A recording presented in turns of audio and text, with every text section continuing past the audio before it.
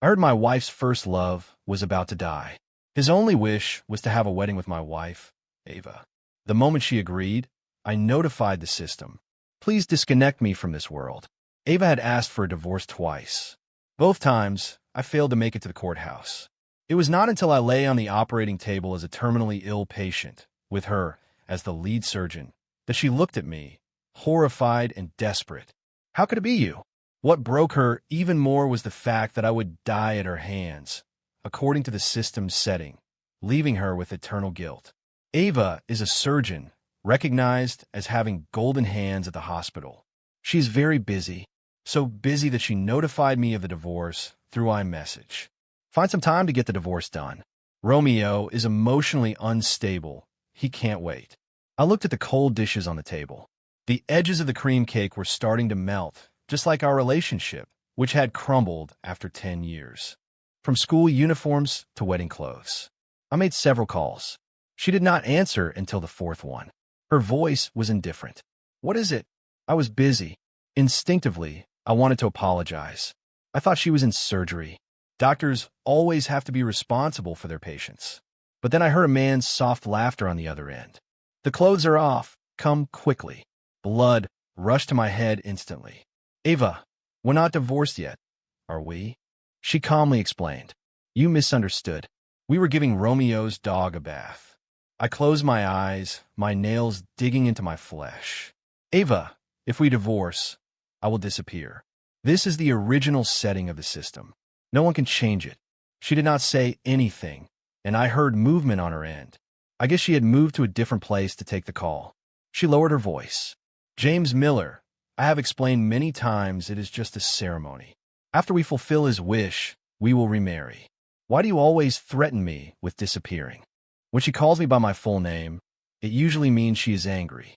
Seeing that I did not respond, Ava's breathing became heavier. She once said that what annoyed her most was my silence and lack of response. James Miller, be rational. I sneered. You were staying at Romeo's house late at night and talking to me about rationality. Do you not find that funny? After all, legally speaking, she was still my wife. A long sigh came from the other end. Then, coldly, one word at a time, she pierced my heart. James, Friday morning, let's finalize the divorce. I scooped a bite of cream into my mouth, and a bitterness spread across my tongue. It was funny. She remembered to bathe Romeo's dog, but forgot that today was my birthday. Maybe her heart had already left, and her memories had followed. System, can you sing a birthday song? I cannot. I can only sing a funeral dirge. I chuckled. Then forget it. Save it for when I die. Disconnect me from this world. If I leave here, I can return to my original world. In that world, I do not have a healthy body, but I do have a family who loves me and friends. I miss the rice noodle rolls downstairs and the beef soup at the old market. And of course, I miss my dad's warm clay pot porridge. Here, I'm the one who cooks for Ava. Because she is a doctor, her hands are important for her patients and for her. But when I saw Romeo's social media post, I broke down. Her well-proportioned hands, the hands I had protected so well, were peeling shrimp for him with good temper. The caption read, "The golden hands only peel shrimp for me." It made my previous efforts seem like a joke. Host, are you not going to try harder? No, my heart is dead. From the moment she decided on divorce, the task of conquest was destined to fail. It was just a matter of dying sooner or later, so why not free myself sooner? The system sighed softly. Autonomous disconnection will be somewhat painful. The good news is, you can choose a method of death. I thought about it seriously and smiled faintly. Ava never believed I would disappear. Then let me die at the hands of her miracle hands. I imagine her expression at that time would be quite something. I cannot make it to the courthouse on Friday to get a divorce. After the disconnection procedure began, my body quickly showed symptoms of decline.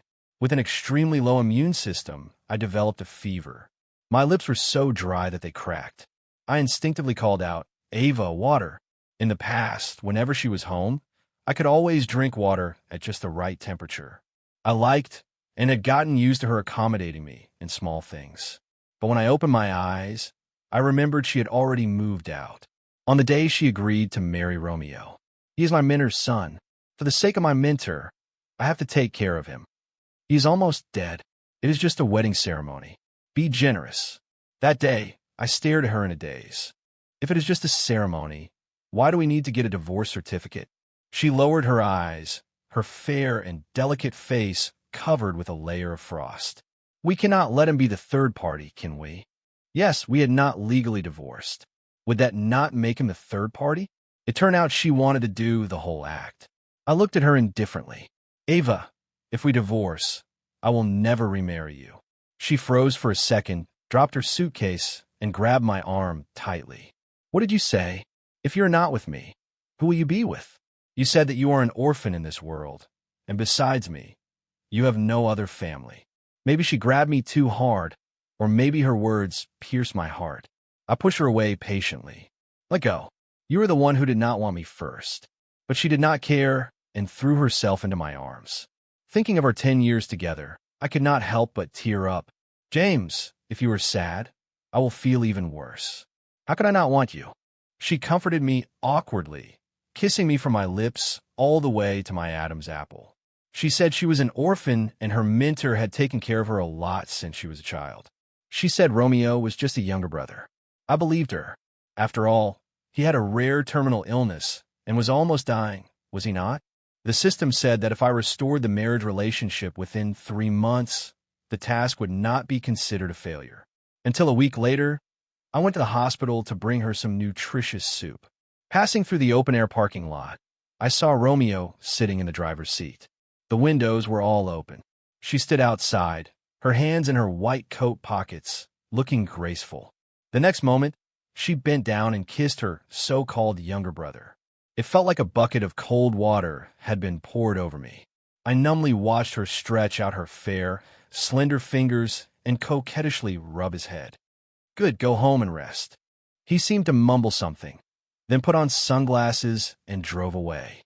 All of this was so familiar. She used to do the same with me. She wanted to fulfill his wish to get married, and at that moment, I had a terrifying thought. Was it just sympathy and responsibility? Maybe her heart had already drifted away. While not violating our relationship vows, she rationalized drifting to another man. No wonder she was eager to get a divorce and marry him. That day, I threw the nutritious soup into the trash, and along with it, the heart that once loved her without reservation. In the feverish haze, the phone rang again and again. I struggled to find my phone and answered. Ava's somewhat annoyed voice came through. Can you be more punctual? I have been waiting for you for half an hour. Oh, I was so feverish that I forgot today was the day to get divorced. I weakly said, I have a fever. Can we reschedule? My whole body felt weak. I cannot even crawl out of bed, so how could I go? She chuckled softly on the other end. Did you forget I'm a doctor? With your constitution strong as an ox, how could you have a fever? You're 28, not a little boy like Romeo. Stop being childish. I could not help but laugh in frustration. You might not know this, but that little boy you were talking about is only 2 years younger than me. She used to call me a little boy all the time. Maybe she is just tired of me now. It does not matter. I have already lost any expectations for her. The second time we were supposed to get divorced, I still did not make it. Something unexpected happened on the way out. At an intersection, a 2-year-old girl in a McDonald's jumper rushed out on her short legs, looking for her dad. A speeding car lost control while turning the corner. Without thinking, I pushed her hard towards the safety zone. With a bang, I felt like I was about to be shattered. The driver did not stop for a second, stepping on the gas and speeding away. I turned to look, and the license plate looked familiar. In a flash, I remembered the parking lot at the hospital. Romeo's car. It was him. The little girl was scooped up by her panicked family, crying loudly. Uncle is hurt. I only felt pain, the kind of pain where your organs feel like they have been smashed. But there was no blood as I expected. Am I going to die? It is a bit regretful that things did not go according to plan. But saving a little kid before I die makes me feel there is no regret. The system hesitated for a few seconds and then responded calmly. Congratulations. You will not die until the set death date. Until the day you disconnect, the symptoms from the car accident will not fully manifest. The system then awkwardly added, this is a benefit I fought for you. For some reason, I found the system a bit endearing. I smiled. Great. Let's let Ava see what her new husband has done to me. The little girl's father and grandmother were all around me. Her father, with reddened eyes, said, "You saved our baby. You saved our whole family." They almost knelt down before me. I kept insisting I was fine, but they still enthusiastically put me in their car and drove me to the hospital. How can you be fine? The car's bumper was dented inward. How can a person be tougher than a car? Helplessly, I had to inform Ava in advance. I was in a car accident. Let's reschedule. I did not expect that the hospital they brought me to was the one where Ava works. Let me see the test results. A familiar voice sounded above me. Ava stormed in like a gust of wind, a thin layer of sweat on her forehead. She looked as if she had just rushed back from outside. The other doctor patted her shoulder. "Dr. Hayes, do not worry, he is fine." Before the system set death date, no instrument could detect any issues with my body. Ava carefully reviewed every paper report. When she looked up again, her eyes were sharper with a touch of unfamiliarity. No external or internal injuries. What kind of car accident was this? "James, you have missed 2 appointments already. What are you playing at?" I folded my hands. "I got into a car accident. By the way, it was your new husband who hit me and fled the scene." Without thinking, she frowned and retorted, "Impossible. Romeo is very honest. He would not do such a thing." "So you mean I am dishonest, that I would lie?" We both froze after I said that. A flicker of unease crossed her eyes because she realized that she trusted Romeo more than she trusted me. In my mind, I asked the system, "Will he get caught?" The system responded, "Yes. This world still operates under the rule of law." Oh, that puts my mind at ease. Let the law judge his innocence. If it were not for the system protecting my life, the kind of impact should have killed me instantly. He is just a hit-and-run criminal. I looked at my watch. "Ava, let us go now to the courthouse. Otherwise, I do not have much time left." She put her hands in her pockets, her tone very indifferent. "What do you mean you do not have time? I am dying. 3 days from now, at 4 in the afternoon. I once asked the system if there was any significance to this time. 10 years ago, at 4 in the afternoon, was when you two met. Oh, so it begins and ends the same." Ava glanced indifferently out the window, her tone somewhat impatient. "James, you should go see a psychiatrist." I could not help but laugh in anger. "Ava, the one with the problem is you. Wanting everything at once. Pretentious and coquettish." I turned to leave, but she grabbed my wrist. "Have you not been eating well? You have lost weight. None of your business. Eat first, James." I was about to refuse when her phone vibrated. I saw the screen display. It was Romeo.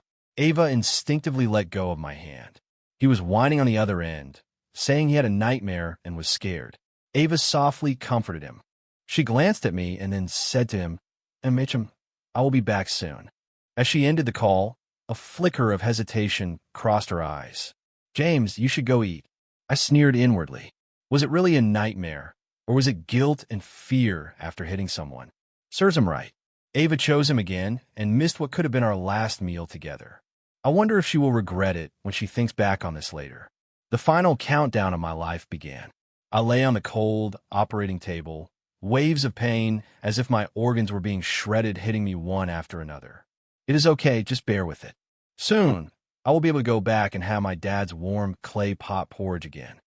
Ava's angry voice still echoed in my ears. "James Miller, do you really think I have no temper? Romeo is about to die.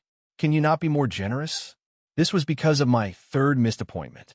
But I had told her I had no time left, that I was dying. She just did not believe me. 10 minutes later, Ava entered the operating room dressed in her surgical gown, her face expressionless. This surgery was not originally hers, but the system was set. No matter who started it, it would end with her. "System, what is my terminal illness?" "A tumor surgery, Ava's golden specialty." Somehow, the system sounded a bit gleeful. The anesthetic had already been administered. Ava was ready. Her assistant could not help but ask softly, "Dr. Hayes, are you okay?" The assistant knew my identity. They had even admired her privately. Dr. Hayes is really strong. Anyone who can operate on their own husband is ruthless. But Ava herself had not noticed it yet. Lying under the surgical drape was the husband she had angrily scolded just over an hour ago. She took the scalpel handed to her by the assistant. Skillfully, she made a 16-centimeter incision on my abdomen. This tumor surgery was not particularly special compared to the one she had performed before. Even if it failed, it would be within the realm of possibility. After all, the surgery was extremely difficult, with a very low success rate. But thanks to her years of professional experience, the surgery was still within her control. However, the word accident is something humans can never fully control. For instance, Ava unexpectedly noticed a faint pink scar near the incision. Her hand instantly stopped midair. The assistants were a bit surprised. This had never happened before, especially not when the patient's skin was already cut open. Ava was in a daze. I was the only one in the room who knew why. That scar, Ava knew it all too well. During countless nights of passion, she had touched it and kissed it. "James, this scar is yours, but is a mark I will carry for life." Because it was the scar from the knife I took for her. When she was still a resident, I brought her food after a failed surgery. An irrational patient wielded a fruit knife wildly. At that time, she was just a young doctor, and it had nothing to do with her. But when she was helping another innocent patient who had fallen, the knife was swung toward her abdomen. "Watch out!" I pushed her away, and the knife stabbed into my abdomen. In the chaos, Ava immediately covered my wound with her hand. Blood flowed from between her fingers, soaking her hands. Her face was as pale as a sheet, and she struggled to support me as we staggered toward the emergency room. It was not until my wound was treated that the empty look in her eyes regained a bit of light. She looked at me with red-rimmed eyes and buried her head in my neck. "James, seeing you bleed hurt me so much. I would rather have died myself." I smiled and patted her. "Then will you treat me better from now on?" She kissed my earlobe. "I would give you my life if you asked for it." That day, she lay in my arms, carefully avoiding my wound. She said very seriously, "James, you are too kind. Please think more about yourself in the future, okay?" She was the one who once told me to think about myself more. Now, she is the one telling me Romeo is innocent, asking me to be generous. The assistant softly reminded her, "Dr. Hayes, is there something wrong?" Ava ignored him and quickly took 2 steps forward. Suddenly, she yanked off the surgical drape covering my face. Her pupils contracted instantly, her face filled with horror and despair. "How could it be you?" At that moment, I could not respond to her. The anesthesia had taken hold, and I drowsily closed my eyes. My face was pale, and cold sweat beaded on my forehead. It was the final stage of the disconnect procedure. It did hurt, but it was almost over. Ava's Adam's apple bobbed several times, and her voice trembled uncontrollably. "James, you cannot die. I will not let you die." She wanted to touch me, but she could not, afraid of causing a bacterial infection. The assistants were surprised. Did Dr. Hayes not know the person under the scalpel was her own husband? But their professional training quickly brought them back to focus. They turned their attention back to the operating table. The system's cold voice echoed in my mind. "This is probably the most torturous surgery Ava has ever performed. After all, this surgery only had a 5% success rate. Anyone would be nervous, right?" When she picked up the scalpel again, her fingers trembled slightly. But soon, she suppressed the trembling with amazing willpower. Years of professional training kicked in. The surgery continued in an orderly manner. Continue administering the anesthetic. The tumor shows signs of spreading, with partial detachment and massive bleeding. Use embolization to block the blood vessels. Continue separating adhesions and remove the diseased tissue. Ava truly deserved her reputation as the most famous and youngest surgeon in the hospital. Everything was under her control, as she said. The assistant's voice was tinged with excitement. "It is a success." They were quietly cheering. But I was not surprised at all. The surgery was temporarily successful because my disconnect time had not arrived yet. Only 2 hours left. After the surgery, following the protocol, I needed to stay in the observation room for an hour. Seeing that all my vital signs were good, Ava regained her calm and composed expression. The whole space was just me and her. Except for that brief conversation in the hospital after the car accident, we had not spent more than an hour together in a long time. She leaned down and whispered in my ear, "I never thought these hands would ever perform surgery on James." The anesthetic wore off quickly, thanks to the system setting. I opened my eyes and mocked her. I never thought these hands would ever peel shrimp for someone else. In this world, like her, I'm also an orphan. I earn my tuition fees bit by bit on my own. I remember when we had just graduated. We were so poor that we could not even afford a washing machine. The winter in the South was wet and bone-chilling. Every time I washed clothes, my fingers turned red from the cold. But I never let her do it even once. Do not bother. Your hands are meant to hold surgical tools to save more lives and families. James, do you have a filter for doctors? Yes. In the original world, my life was also saved by a doctor. All right, I will not let James down. The room was so quiet you could hear a pin drop. Ava seemed to be choked by my words. It took a long time before she sighed softly. James, Romeo is about to die. Can you not hold a grudge against him? I chuckled. I'm about to die too, so why should I not hold a grudge?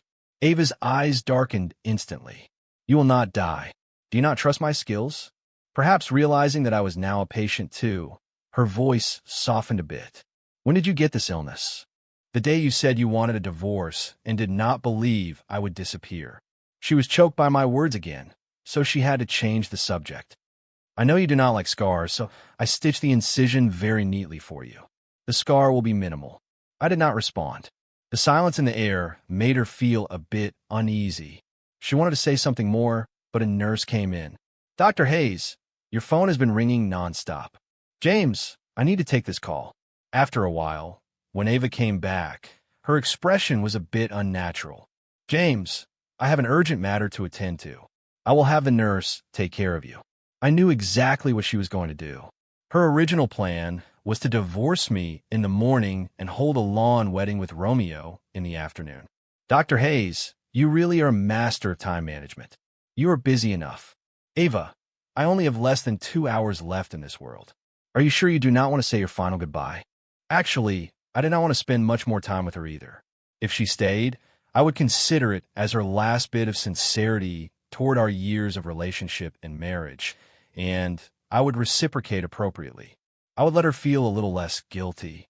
But she did not want to. Ava stood up. Even after 3 hours of intense surgery, she was still energetic and graceful. The emotional breakdown she had when she discovered the patient was me had completely disappeared. James, after you have recovered, I will personally schedule an appointment for you with the psychiatric department. This calm, non-negotiable tone, honestly, I do not like it at all. I sneered. Dr. Hayes, I hope you will not regret it. Ava's expression was indifferent, as if I was just throwing a tantrum. She glanced at me and smiled lightly. I will not, James. What you need now is a good rest. With that, she disappeared at the door because the phone in her pocket had already urged her several times. By now, her wedding venue should be full of guests. Romeo probably could not wait any longer. I felt at peace. Ava, this is your own choice. After Ava left, the system sighed in my mind. She missed her last chance. I was surprised that the system had any sense of regret. Host, you are a kind person. I secretly fought for a chance for you to live well in this world. If she had chosen you today, the surgery success would have become a reality. I smiled. System, did you forget? Even if she stayed today, I could not have lived, because Romeo already killed me when he hit me with his car. The system was silent for a moment. Yes, I know, host.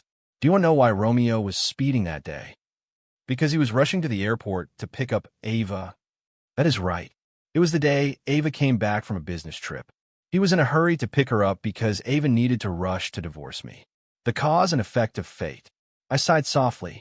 Even if I had not been in the car accident and the surgery was very successful, I would not want her anymore. You do not love her anymore. The system had witnessed our 10 years together. Yes. Why? The system asked. Are you not the system? How could you not know? Ahem. A system is not omnipotent. Sometimes there are oversights. I smiled. Romeo's house does not have a dog. Ava told me this a long time ago. Both her mentor and her junior were allergic to animal hair. How could someone allergic to animal hair have a dog at home? The system was stunned for a while. So that night, they could not have been bathing a dog. That line on the phone, "The clothes are off, come quickly," was enough to explain everything. She had emotionally and physically drifted away and calmly deceived me. She is tainted. I cannot take her back. The system uncharacteristically swore. Fuck, what a scumbag. Let her drown in her guilt. Let her drown in her guilt. Not good. The patient is hemorrhaging massively. Tissue infection. Dr. Hayes' surgery has led to severe complications. The heart has stopped. Initiate artificial heart-lung support. Prepare ECMO. How did the patient's heart, liver, spleen, and lungs rupture? Actually, I had already completed the disconnection. My soul floated above, watching my life slowly fade away. Why can we not reach Dr. Hayes by phone? We got through once, but it was hung up. I asked the system, "Do you know who hung up?" "Oh, this is interesting. It was Romeo." The system sounded like it was enjoying the show. "Come on, host. This system will take you to the wedding." The system is getting more and more endearing. Before leaving, I took one last look at myself on the operating table. The injuries from the car accident had fully manifested. Was it this severe? My entire body was shattered with my arm and left leg twisted in an odd way. They must be broken. How pitiful. At least I managed to push that little girl out of the way. She was so cute, so adorable. Thank goodness she is okay. It turns out watching someone else's wedding is quite interesting. Flowers were piled up like mountains. Colorful balloons floated around. It looked like happiness, but it was stolen happiness. System, the red wine on the long table looks pretty good. Host, you seem a bit happy. Do I need to remind you that this is your wife's wedding? I wrinkle my nose. Because I'm about to go home, of course I am happy. As for Ava, she cannot affect my mood anymore. When I first realized she was drifting away, I was depressed and resentful. I even doubted myself. I had sleepless nights. When I closed my eyes, my mind kept replaying images of her holding his hand, laughing as they kissed, even embracing each other in bed. The world I had once protected collapsed. Later, I realized such behavior was foolish. You should not punish your kind self for a woman who has changed your heart. What you need to do is work hard to find opportunities to live in the sunlight. Host, look, there is the scumbag. Ava appeared on the lawn in a white wedding dress, gentle and beautiful, elegant and poised. The groom was handsome too, with a graceful demeanor. At least there was no sign of the panic of a man who had killed someone 3 days ago. I slowly floated next to Ava. I heard her softly ask Romeo, "Where's my phone?" Romeo's eyes flickered slightly. "In the dressing room. I kept it for you." The finely tailored wedding dress certainly could not fit a phone. Did I get any calls? I think there was one. Romeo hesitated. Should I get it? But the wedding is about to start. Ava paused. No need. She calmly looked ahead. I wonder if she remembered our wedding.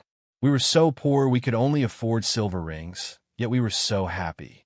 James, do you regret marrying a poor girl like me? No. Ava is a rising star indeed. Later, I gave her a big diamond ring, but she never seemed as happy as she was before. James, my junior is sick and dying. Can I fulfill one of his wishes? He is only 26, so pitiful. Ava, you should go. James, his wish is to marry me. I froze. Ava, that is an unreasonable wish. But he is dying. Dying does not mean he can steal someone else's wife, someone else's love. Ava, this wish is immoral. That day, she stood on the balcony for a long time. Finally, she said in a voice as cold as ice, James, you have changed. You are not as kind as you used to be. And then she left me in a room full of silence. Did you forget I am most afraid of being alone? I sat in the empty living room, turning on every light, but it still felt like something was missing. In the end, I buried my face in my arms, curling up into a ball. It was not me who changed, Ava. It was you. When she was with Romeo, I called her. My stomach hurts. Ava, my stomach hurts. That day, she was with Romeo at the top of the Ferris wheel. They say that kissing up there represents love and eternity. I did not have a stomachache. I was just standing at the bottom of the Ferris wheel, watching them sit closely together. I was heartbroken. Ava knew my body well. On the phone, her tone was cold. James, I'm a surgeon, not a gastroenterologist. At that moment, I felt like dying. When someone cannot tolerate your occasional childishness, it is likely they do not love you anymore. Love and lack of love are always clear-cut. System, is it almost time for the ring exchange? That diamond ring is really shiny. It must have cost a lot. The system was almost amused by me. Host, should you not be more concerned about when the police will arrive? What is the rush? Let them be happy for a little longer. That way, when the truth comes out, it will hurt even more. Romeo smiled at Ava. Senior, I have liked you for a long time. Today, this wish finally comes true. Ava's expression was a bit unnatural. Her eyes were lowered, and she seemed distracted. Maybe she was remembering our wedding day. She had said the same thing to me. James, marrying you. This wish has finally come true. The irony is that today, she left me in the hospital to fulfill someone else's wish. She probably just took off her wedding ring not too long ago. There was still a faint mark on her ring finger, but I did not have one. The wedding ring I once cherished so much, I threw it in the trash the day she agreed to marry Romeo, never to be taken back. At this moment, Ava's delicate fingers picked up the diamond ring to put on Romeo. Suddenly, several uniformed police officers barged in through the flower arch. The system's voice had a hint of excitement. Oh, the show is about to start. Do you need some sunflower seeds? Ahem. Host, do not forget I am on duty right now. I almost laughed at the system. Romeo Sterling, you have been reported for hit and run. Romeo's lips trembled uncontrollably, like a drowning man, tightly gripping Ava's hand. I did not. The police, used to people denying the truth, continued calmly. Surveillance footage shows that on the 11th of this month, at 2:10 p.m., you were driving a car with a license plate Larry 99. You hit a person on Ocean View Drive and fled the scene due to speeding. The victim was a young man. At this, I saw Ava's fingers tremble slightly. She was smart enough to realize that the person Romeo was supposed to pick up that day was her. Ava's face turned grim as she pulled her arm back and stepped away from him. She stared at Romeo. You switched cars to pick me up that day because you had hit someone with the original car. Romeo was shaking all over. She could not help but violently grab his collar. Did you hit James? Romeo was incoherent. Senior, let go. I do not know. It is impossible. There were no cameras there. The police calmly informed him. The cameras were installed the day before. Romeo staggered slightly. One more thing to inform you of. You are also under suspicion of purchasing forged medical records and will need to cooperate with the investigation. Romeo's face instantly turned ashen, and he no longer had the strength to argue. He collapsed like a rag doll, being taken away by the police. What awaits him is the judgment of the law. The guests in the crowd began to murmur in outrage. What a disgrace, getting arrested on your wedding day. He seemed so honest and simple, but he hit someone and ran. That is cold-hearted. He was not even sick. He bought fake medical records to pretend to be terminally ill and trick us into pitying him. That is despicable. Is the bride not supposed to be a top-notch doctor? How could she not notice? Ava could not possibly not hear this. At this moment, it was like she had been slapped hard across the face. Host, did Ava really not notice? I smiled. Maybe she just did not want to notice. She wanted to be the dragon-slaying warrior who saved the prince, but she did not realize that she was the dragon. The system huffed indignantly. Ugh, what a new breed of scumbag woman. Ava got her phone from the dressing room. Unfortunately, the phone was dead, a black screen. She quickly turned around and ran toward the parking lot. She was in such a hurry that she even tripped and fell along the way. She floored the gas pedal and sped towards the hospital. Host, she seems to have run several red lights. Well then, she can look forward to having her license revoked. She bit her lip, still wearing her wedding dress, as she rushed all the way to the hospital room. Where is James? Where is James Miller? The nurses were frightened by her frantic appearance. Dr. Hayes, there is no James Miller here. How could there be no one? Are you sure you did your job properly? Fortunately, Her assistant stopped her in time, mumbling as he spoke up. Sister Hayes, there really is no James Miller here.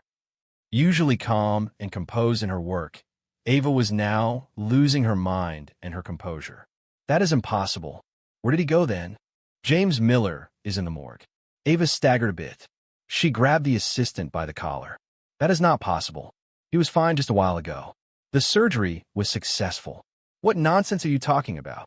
On the way to the morgue, with every word the assistant said, Ava's face grew paler. His internal organs looked like they were shattered by a strong impact. It seemed like he was in a severe car accident. She was just muttering to herself, "Impossible." The surgery was clearly a success. The assistant had no choice but to tell her the truth. Sister Hayes, the sutures you did, they all split open. The intestines spilled out. Ava's legs felt like they were filled with lead, making it nearly impossible for her to walk.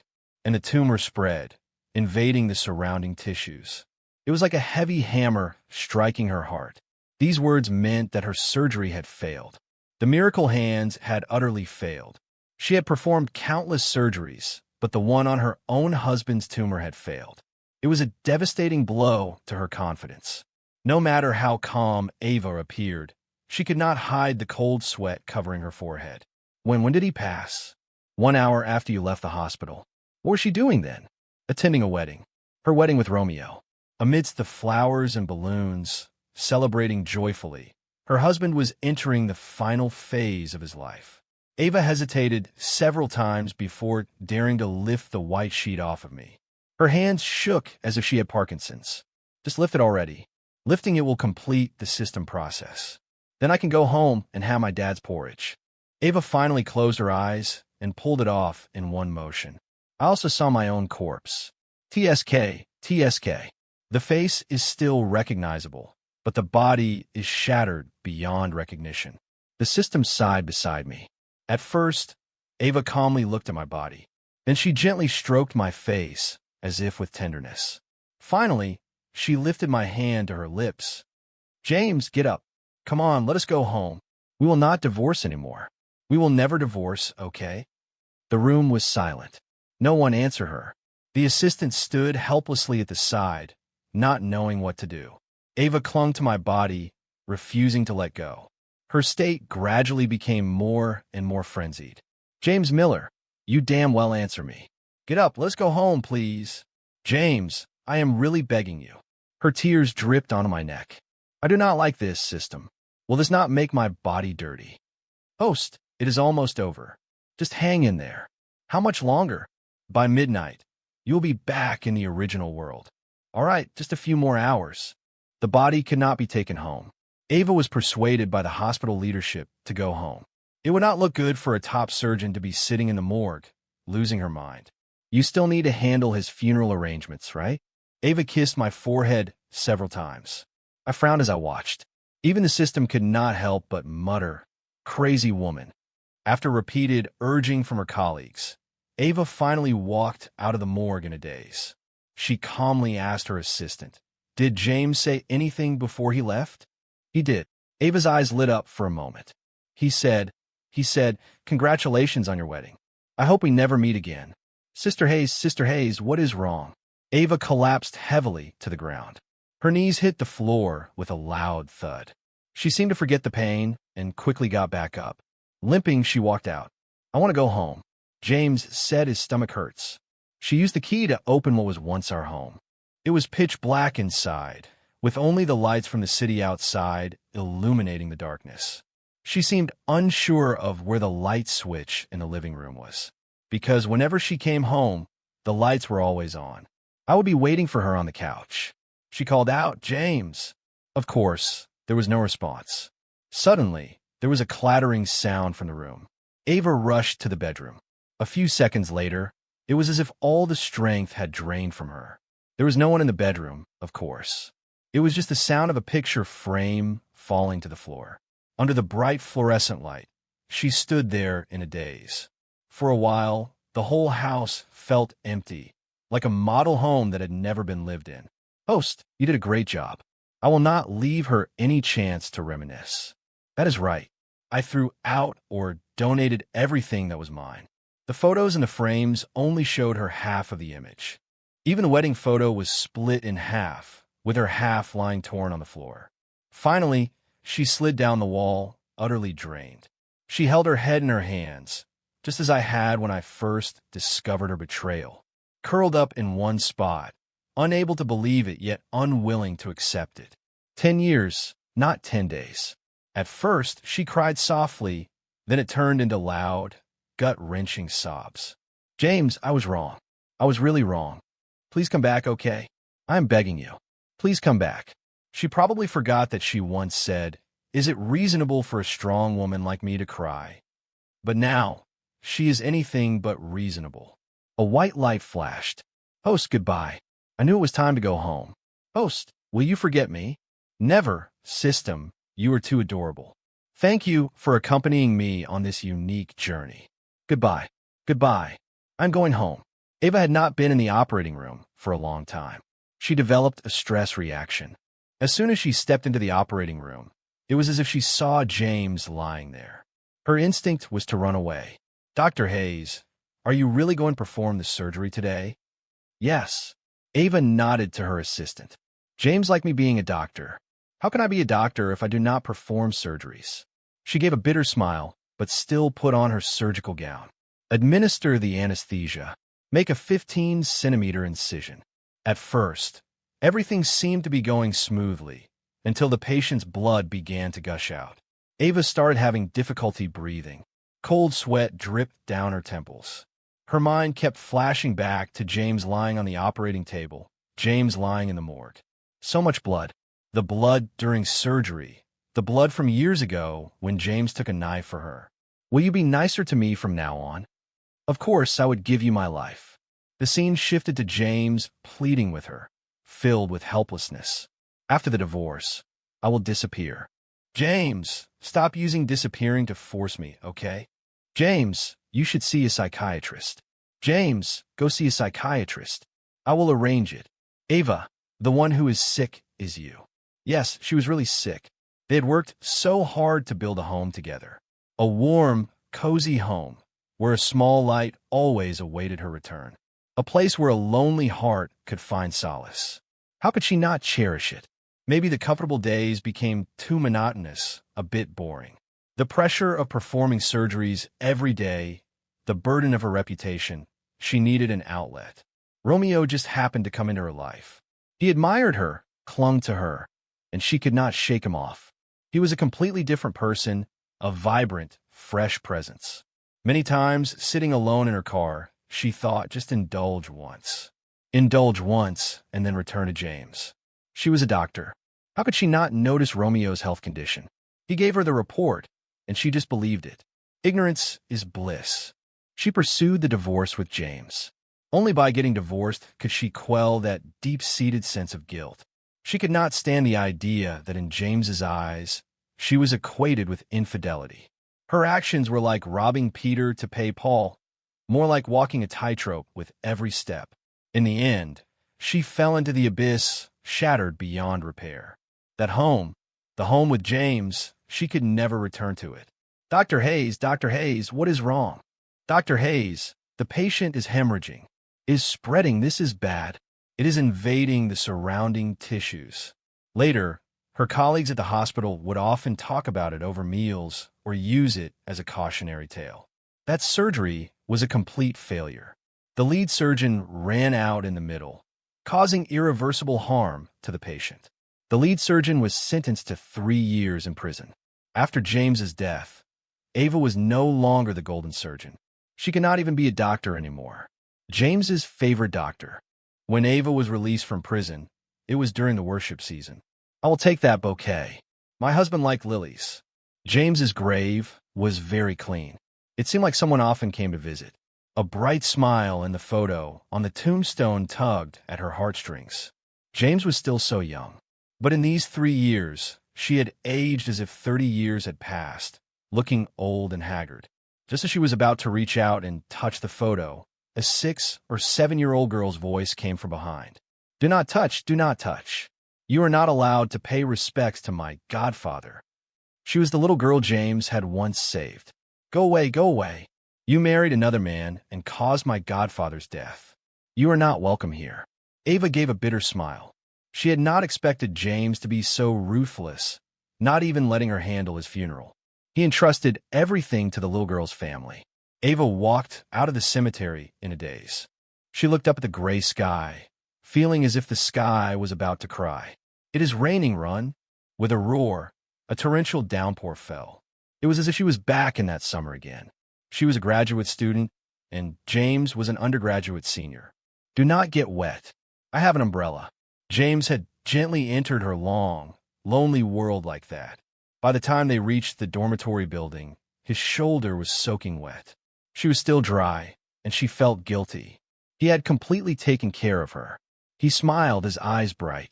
"It is okay, senior. I am strong and healthy." He was so kind. How could she have the heart to scold him, to tell him to be more generous? The guilt was like a green sprout, growing into thick vines inside her. With a thud, Ava collapsed in the rain. Bright red blood mixed with the rainwater, spreading across the ground. The knife that James had blocked years ago had come back to her. This time, no one was there to block it for her. She recognized the person who stabbed her. It was the family member of the patient from her last failed surgery. She deserved it, running out of the operating room halfway through, causing the death of someone's most loved one. Those who betray true love never meet a good end. Like her, Ava. "James, will you come to take me away?" Apart from the sound of the rain, no one answered her. After she died, she met the system. She begged for a long time, and the system finally agreed to let her see James. "This is because you were once a doctor and saved many patients." In the peaceful evening, James was dozing in a wicker chair at the door. His dad called from inside the house. "James, what is for dinner?" "Clay pot porridge and salt and pepper baby potatoes." "Gotta have those potatoes." "Got it, your favorite." The guilt in Ava's heart began to grow again, because she did not like eating potatoes. It turned out James had accommodated her for 10 years. She could not touch him, only watch. Only watching as he happily got up from the wicker chair and ran outside. "Hey, kid, stealing my lemons again. They will make you sour, brother. I will make lemon tea for you. Want some?" "Sure." Ava then noticed that James only had one healthy leg, with the other one fitted with a prosthetic. "Brother, you only have one leg. How do you run so fast?" "Because I am an alien with a bionic leg." He was so optimistic, just like the James she knew. No wonder he loved running so much, loved sports. It was because of his physical imperfections. But he was still so optimistic, so happy, surrounded by love, loved by so many, and he loved so many in return. His dad, his friends, the little girl he saved, even the cold system. He loved them all, but he did not love her. He would never take her back. Ava suddenly realized with a deep sadness that even in death, she was so alone. The news from her world was broadcasting. Former Golden Surgeon Dr. Hayes was found dead outside her late husband's cemetery, with no one to claim her body.